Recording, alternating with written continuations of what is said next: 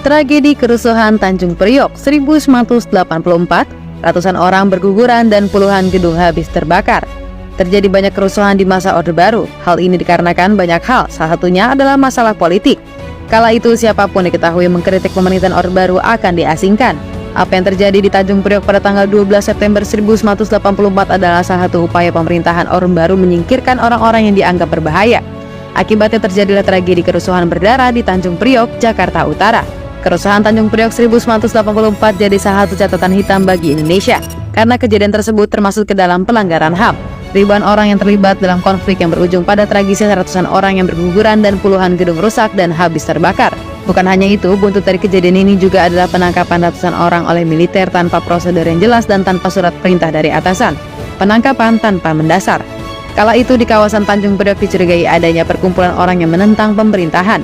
Orang-orang yang dicurigai tersebut rupanya adalah para penceramah dan jemaah dari berbagai masjid dan musola kawasan tersebut. Para penceramah dicurigai telah menyinggung kebijakan pemerintahan Orde Baru, mulai dari mengkritik kebijakan terkait larangan ceramah tanpa izin, larangan mengenakan jilbab bagi siswi SMA, dan lain sebagainya. Konflik politik di masa Orde Baru sangatlah ketat. Terjadi penculikan perkumpulan Islam, hingga banyaknya larangan yang diterbitkan oleh pemerintah demi menjaga stabilitas keberadaan mereka, sebab Islam dianggap berbahaya dan selalu vokal dalam menegakkan keadilan dan kebenaran. Pada tanggal 7 September 1984, rezim mengirim orang-orang yang berlatar militer ke kawasan tersebut.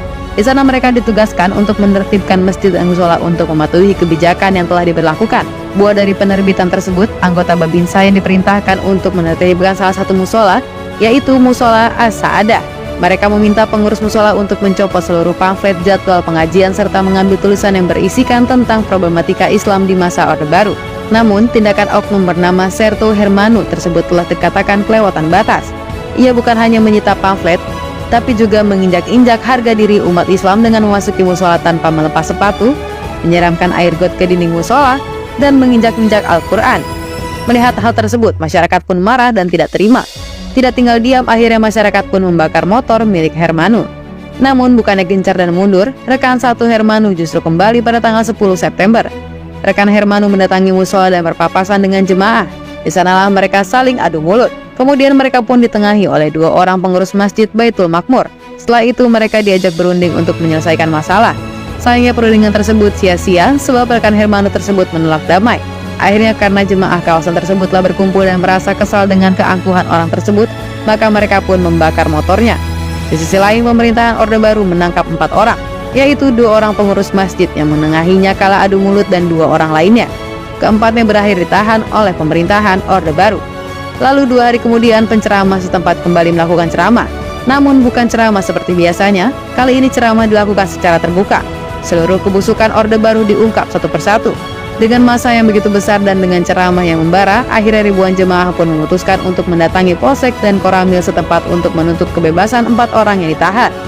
Naasnya, ketika rombongan jemaah sedang dalam perjalanan, mereka dikepung dan dihabisi oleh kelompok militer bersenjata lengkap dari 2 arah. Puluhan orang tergeletak dalam sekejap. Akhirnya, karena itulah massa mulai rusuh dan bentrok dengan kelompok militer tersebut. Namun salah satu yang menyakitkan adalah ketika rumah sakit diperintahkan untuk tidak menerima korban kerusuhan tersebut. Tragedi kerusuhan Tanjung Priok 1984 adalah salah satu momen yang paling tragis dalam sejarah Indonesia yang melibatkan kekerasan politik dan pelanggaran hak asasi manusia yang serius.